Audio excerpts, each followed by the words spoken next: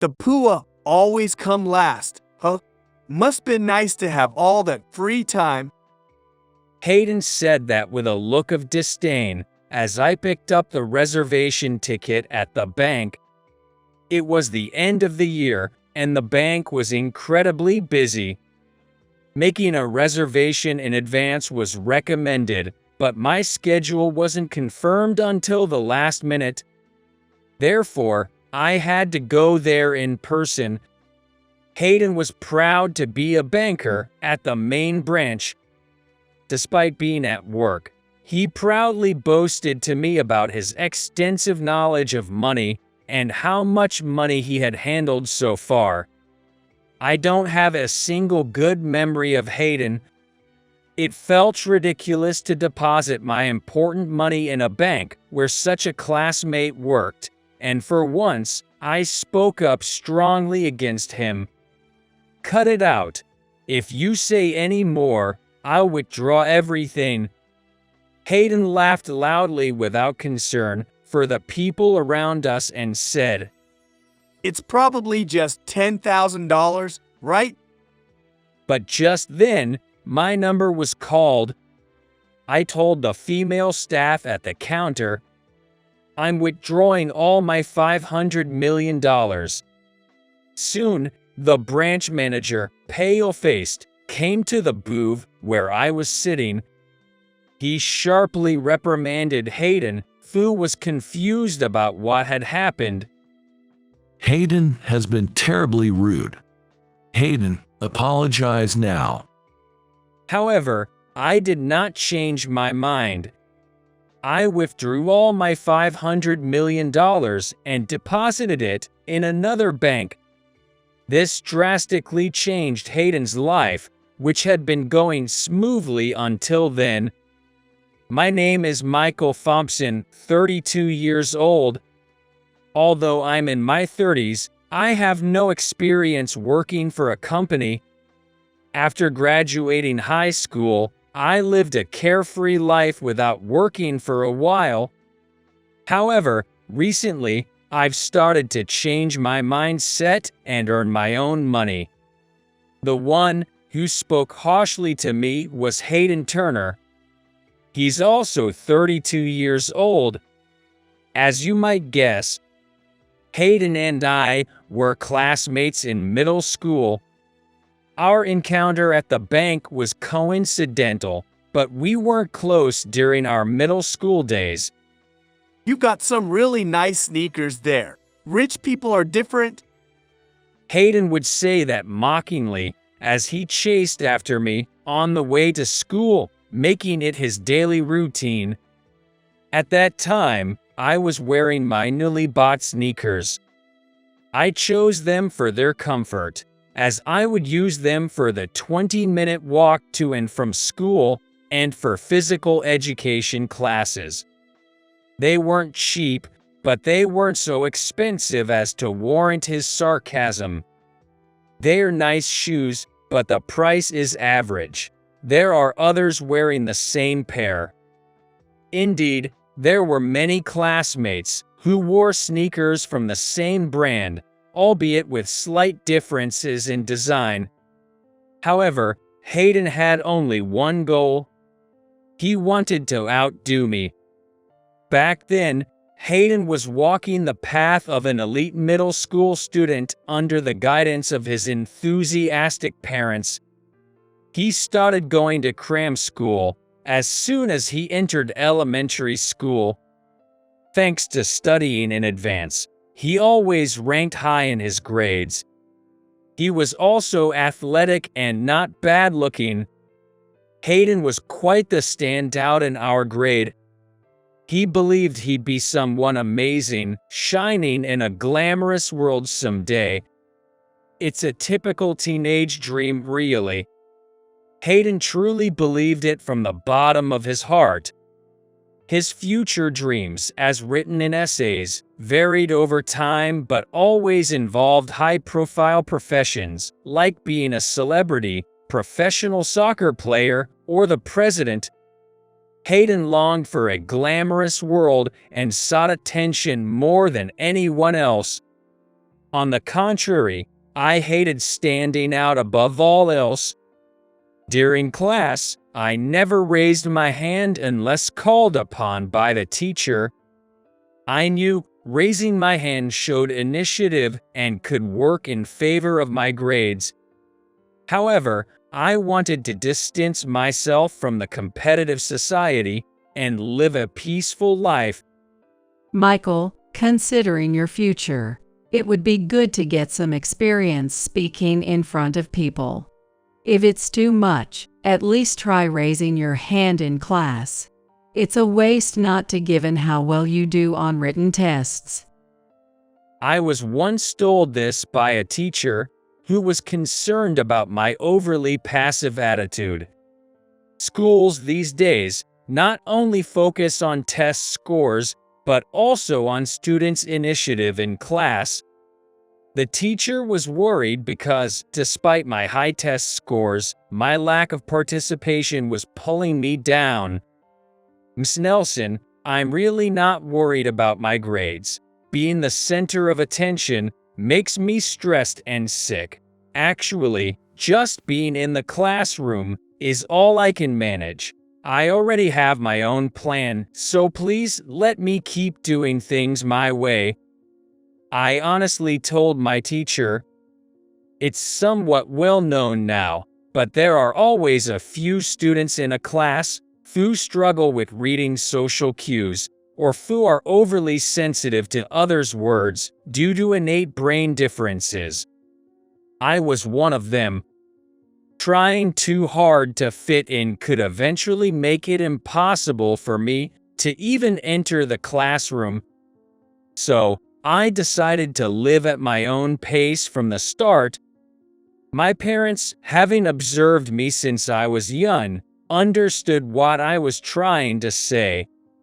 However, the teacher didn't seem to fully grasp it.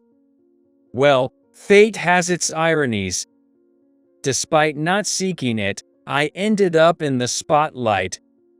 One morning, a middle school student found himself being mobbed by the media as he entered the school gates. Excuse me, could I interview you for a moment? Hayden, ever the attention seeker, was unfortunately caught by a journalist from a famous weekly magazine. For Hayden, who loves to be the center of attention, standing in front of a camera was the ultimate opportunity. He was thrilled to be in front of the camera. There was a festival happening near the school soon. Hayden assumed the interview would be about that. However, the questions were completely different from what he expected. Jack goes to this school, right? What kind of student is he? Is he a central figure in music classes? Does he write or perform songs at school? The journalist bombarded Hayden with questions.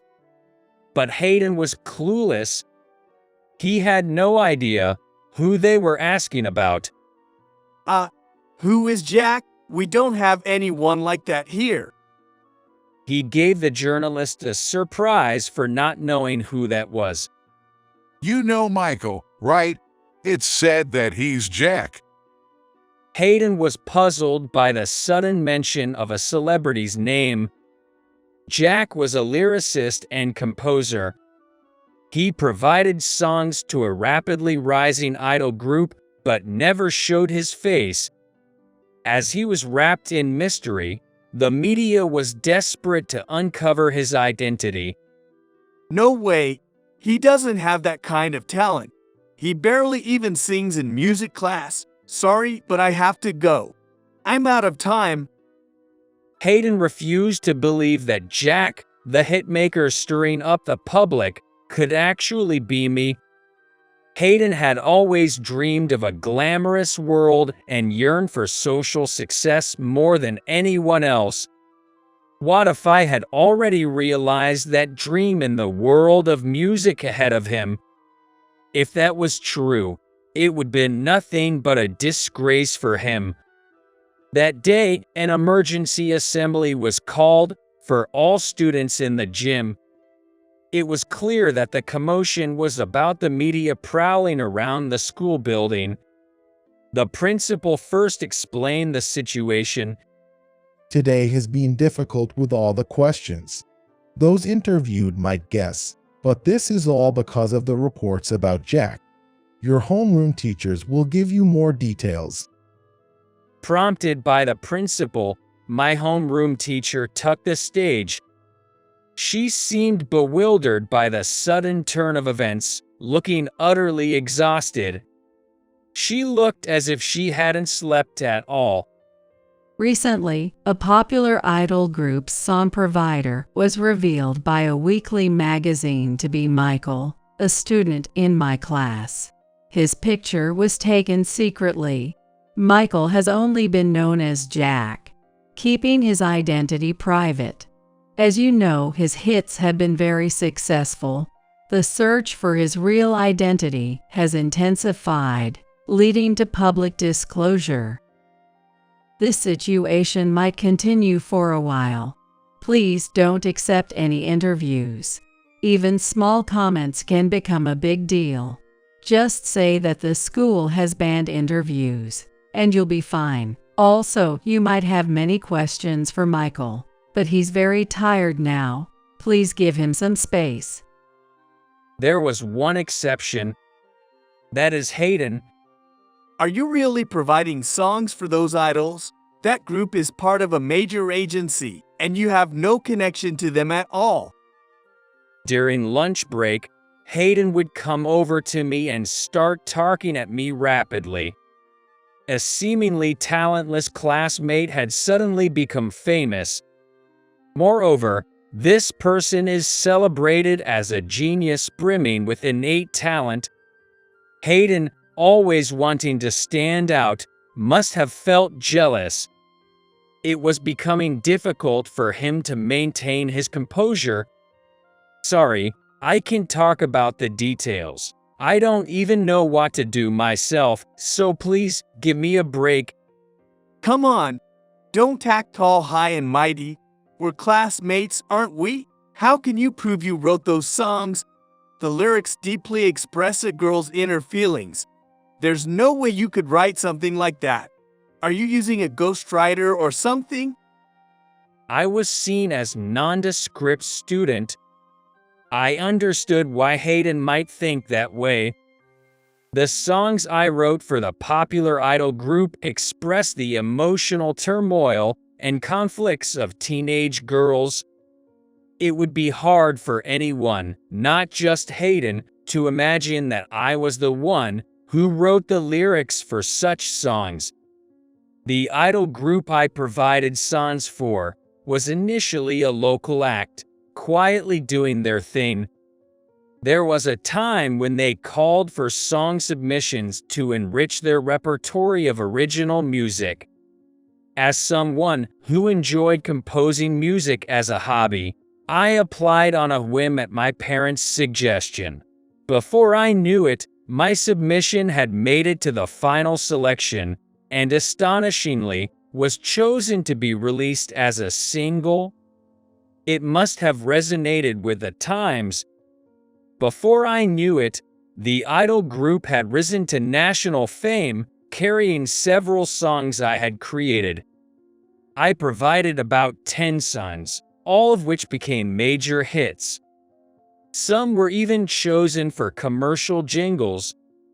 The fan base was mainly teenagers, but the songs also resonated with people over 40, reminding them of their bittersweet youth. Everyone would probably be disappointed to learn that the person who released such songs into the world struggles with social interactions and lacks any semblance of sociability. I always wanted to stay out of the spotlight and not ruin the song's image, which is why I continued to provide music anonymously just for this idol group.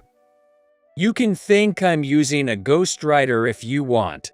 I don't care who gets credited. I'd rather someone else take over. My indifference towards being part of the glamorous probably irked him even more. From that moment, Hayden suddenly began to adopt a condescending attitude towards me. The worst of his attitude came during the unforgettable preparations for the cultural festival. Michael, with all those hits you've made, you must be a great singer. You should do the solo for the choir. He said that, knowing fully well I wasn't good at it. I'm tone deaf. You sing much better than me, Hayden. Hayden indeed had a good singing voice. He's the type who shines when performing songs at gatherings. Normally, he would be the first to volunteer whenever there was an opportunity to sing in front of others.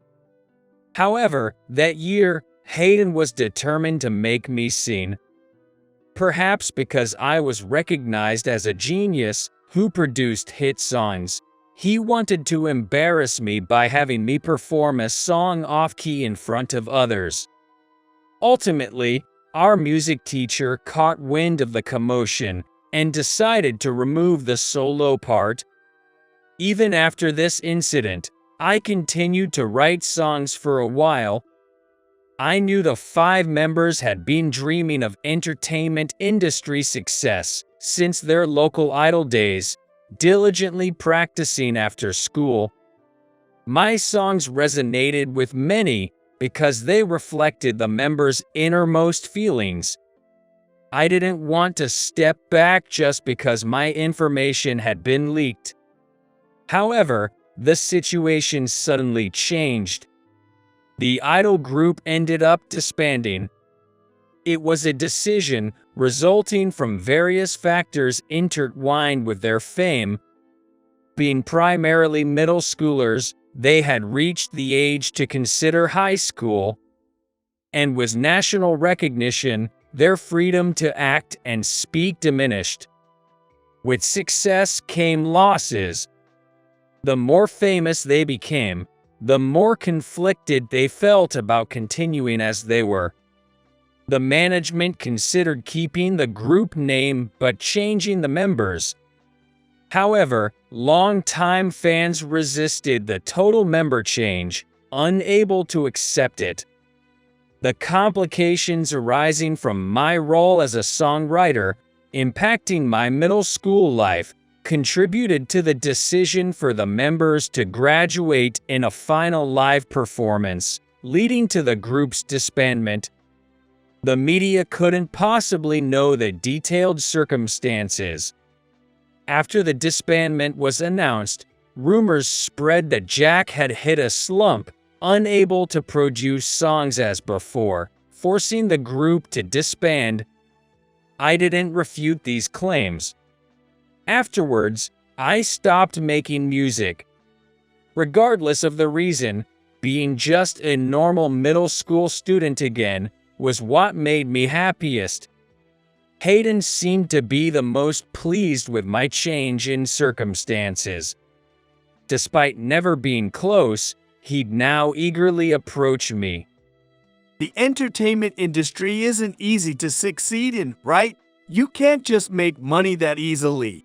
Plus, you're going to a part-time high school. What are you going to do there now that you've lost your songwriting job? I've always wanted to go to the part-time high school. It has nothing to do with songwriting. Don't make excuses. A loss is a loss. Just admit it. It's too late for entrance exams now, right? Poor thing, you've really messed up your life. Hayden looked at me triumphantly, completely misunderstanding the situation. I get stressed in group settings and wanted to live at my own pace. So, I just chose a part-time high school.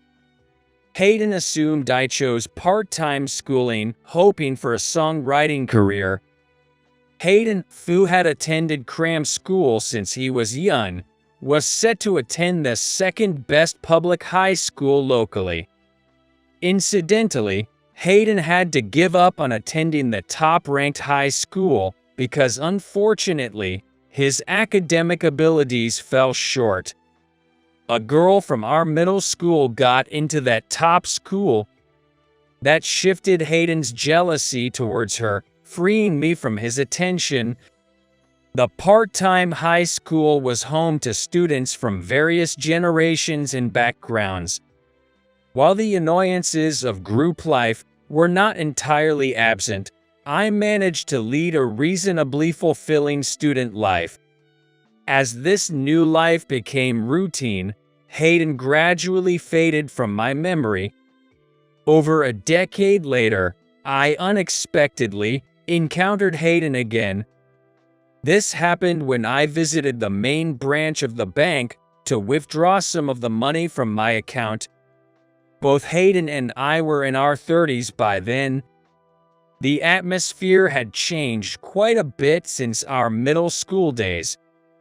However, Hayden's thick-arched eyebrows and his somewhat disdainful attitude remained the same as before. As for me, perhaps because I was dressed in a casual, almost student-like manner, Hayden recognized me right away. He approached me with a triumphant look on his face. The poor always last, huh? You must have plenty of time.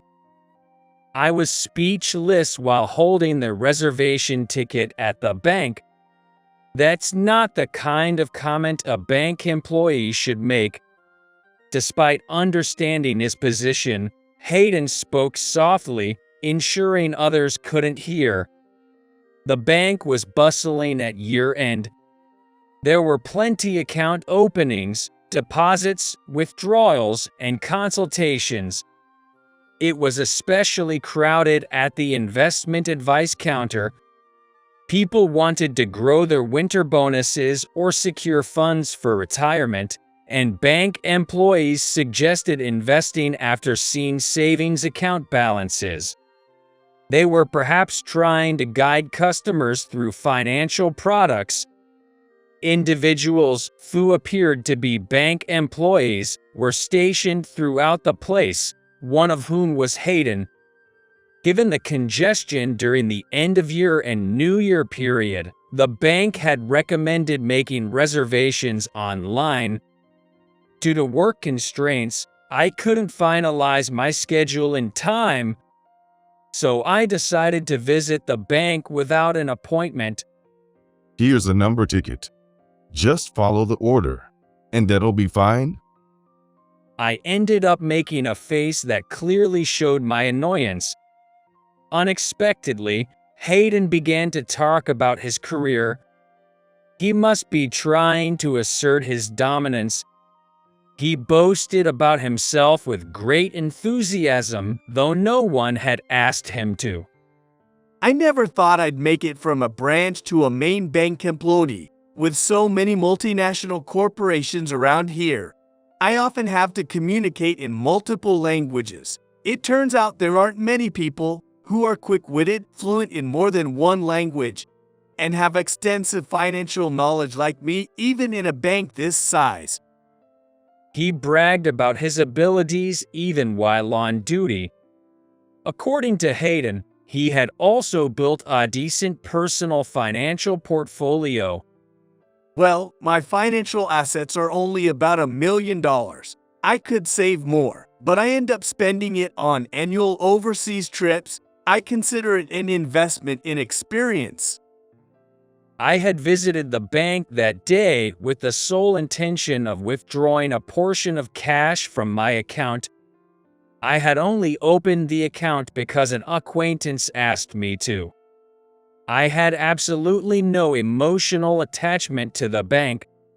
Furthermore, I discovered that a classmate, in whom I had not a shred of trust, was working at the main branch. Being treated with such disdain made the idea of keeping an account there seem utterly foolish. "I'll withdraw everything," I said that, causing Hayden to burst into laughter. Suddenly, he blurted out loudly, "It's probably just $10,000, right?" His words drew the attention of other customers. My embarrassment peaked at that point. Fortunately, it was then my turn. I informed the staff at the counter, "I'll be withdrawing all $500 million and closing my account with this bank today." The female staff's complexion changed. She tried to persuade me not to close my account. However, my resolve was firm. Sensing this, the staff went to the back. The branch manager, pale-faced, approached my booth. He was urging a confused Hayden behind me. Hayden has been extremely rude. Now, what are you doing? Apologize as well. Even if you say so, have I caused any problem? Don't you understand? Do you not know who Mr. Thompson is? He's a private investor who influences the Japanese economy. We're his main bank, holding $500 million, and you. The branch manager and Hayden's direct supervisor were unaware that a mid-career bank employee could be so disrespectful to a customer. Detailed client information hadn't been shared with Hayden, who had just transferred from a branch. The manager, along with Hayden, apologized repeatedly. But I didn't change my mind. I transferred all $500 million to another bank with trustworthy employees. Hayden offered to apologize in person several times, but I declined. About half a year passed without seeing Hayden. Suddenly, it seems Hayden was severely reprimanded by the upper management for losing a $500 million deposit. After closing the account, there was no need to speak with anyone from that bank again. Despite feeling sorry for him, I ignored Hayden's calls by pretending not to be home. I never thought I'd see Hayden again. However, that wasn't the case. A few months after our encounter at the bank, I once again ran into Hayden by chance. The place of our reunion was an ordinary pub, quite unfit for someone with Hayden's elitist consciousness. I was there to attend a certain celebration party. Arriving earlier than planned, I entered the pub intending to wait in a reserved private room. That's when I noticed a man drinking a highball at a corner counter seat. It was Hayden. I hesitated about whether to approach him. At that moment, Hayden looked in my direction. Aren't you Michael? Long time no see. Drinking alone here doesn't seem like you. The moment I saw Hayden's face, I was at a loss for words. His face was unshaven. He probably hadn't visited a barber in a long while. His hair was grown out and disheveled. The confident expression that once filled his face was now completely gone. Seeing me now, you must be surprised at how much I've changed. You're probably thinking I look too disheveled to be a banker. Hayden hinted at his current state from the smell of alcohol, indicating he had been drinking since noon.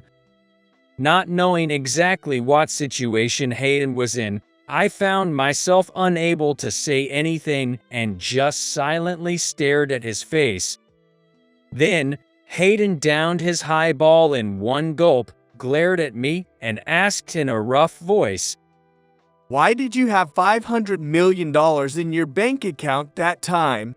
Sure, you released hit songs in middle school, but after the idol group disbanded, you haven't been involved in music at all, right? And you went to a part-time high school. With that kind of educational background, you shouldn't have had the chance to get your hands on $500 million. How did that even happen?" Hayden's hand, clutching the empty glass, was trembling slightly. His tone was laden with frustration, jealousy, sadness, despair, and regret. My honest preference was to keep my personal matters private. However, seeing Hayden possibly on the verge of breaking down, I was worried for him. What Hayden needed was to accept the gap between his ideals and reality, and acknowledging his limits while moving forward. I decided to share my story. As you know, I was involved in music production in middle school. I'm not making music anymore. However, I still have a decent income. The songs released back then are occasionally covered even now. They're sung in events and used as background music in TV shows. Thankfully, I receive a substantial amount in royalties every year. I'm terrible at socializing and gave up on the idea of working for a company. So, after graduating high school, I've been living quietly on those royalties. I can say I work as hard as most people here, but in exchange, I've been volunteering. My parents were worried about my weak social connections and suggested I resume music activities. But having been burnt by the music industry turmoil in middle school, I couldn't bring myself to enter the entertainment world again. Then, through acquaintances, my parents introduced me to a volunteer organization. This organization supports children with disabilities or those who struggle in school. They recruit college student volunteers to teach them and organize events to help them participate in society. I was welcomed by Carla White. She's an 80-year-old woman, active in volunteer work. Carla had a son with disabilities who passed away in his 30s after a long illness. Wanting to help children facing difficulties, she and her husband founded the organization in their 50s, using their personal funds. I found myself involved in the unfamiliar world of volunteer work by chance. Initially, I was just participating out of consideration for my parents. However, a request from Carla changed my perspective entirely. Michael, you can write lyrics and compose music, right? If it's possible, could you create a song that everyone participating in our activities can sing together? We'd like a simple, positive song that even children with disabilities can easily sing. I hadn't composed any music since stepping away from the music world. Being manipulated by adults and bearing the brunt of jealousy had made life difficult. Attempting to compose brought back painful memories. But I thought a theme song for the volunteer group, sung among ourselves, would be fine. Agreeing, I spent a month completing a certain song. Before starting volunteer activities, everyone began singing the song I created. Its melody line was simple, with little fluctuation, something anyone could seemingly create. However, I realized the song I created played a role in uniting people of different generations, genders, and family backgrounds.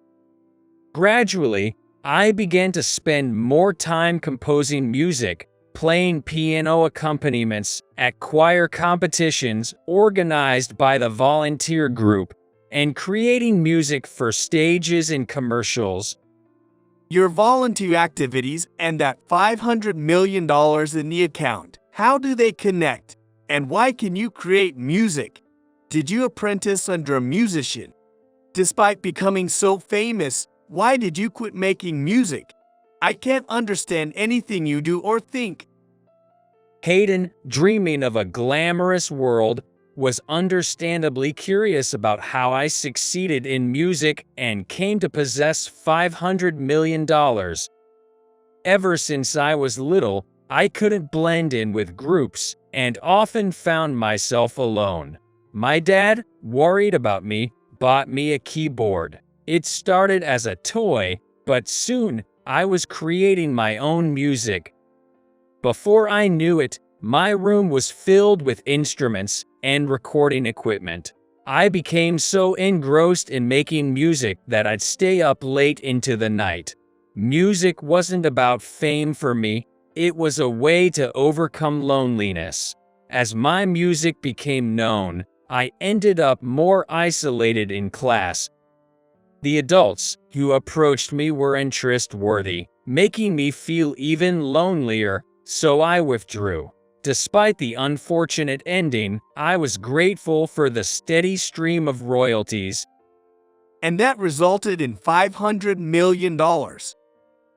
Half of it came from investments. The other half was donated by Carla before she passed. Carla White had died of old age a few years ago. Her biggest concern had always been the volunteer organization she started with her husband in memory of their son. Carla's husband was a well-known landowner in the area. As a result, Carla inherited a substantial amount of assets. However, she had no children to inherit these assets.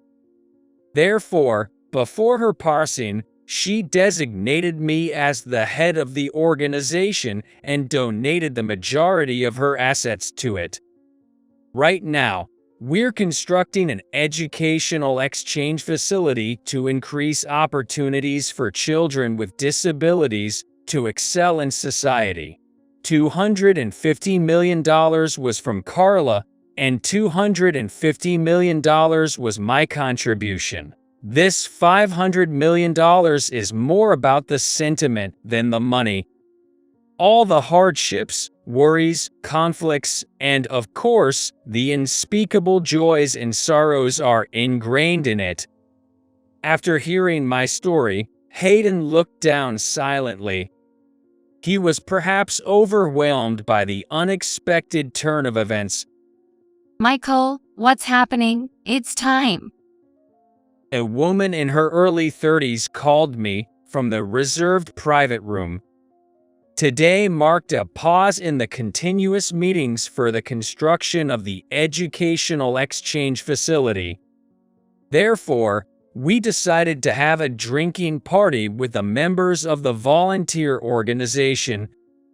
Actually, she's my wife, a former member of that idol group, who has supported Carla's activities since her teens. She became famous as an idol, but always felt something was missing. She says she's most fulfilled now.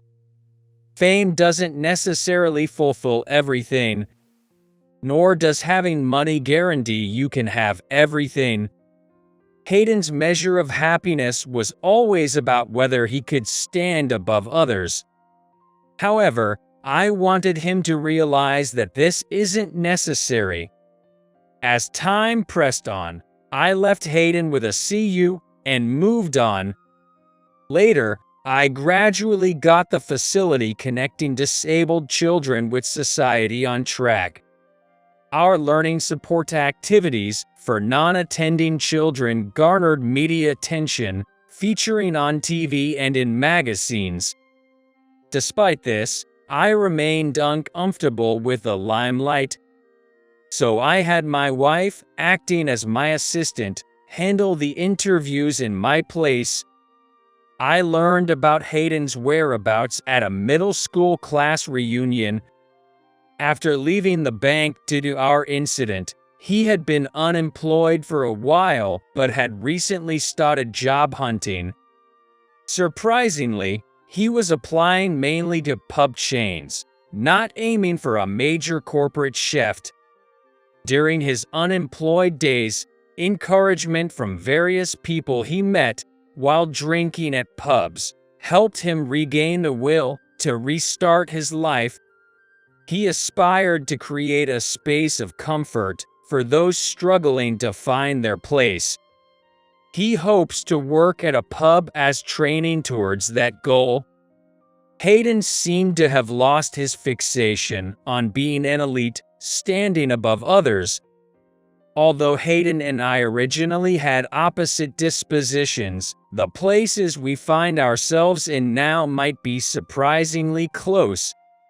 The day we can share our dreams might not be too far off. I felt I might have found a future best friend, a notion I thought would never apply to myself.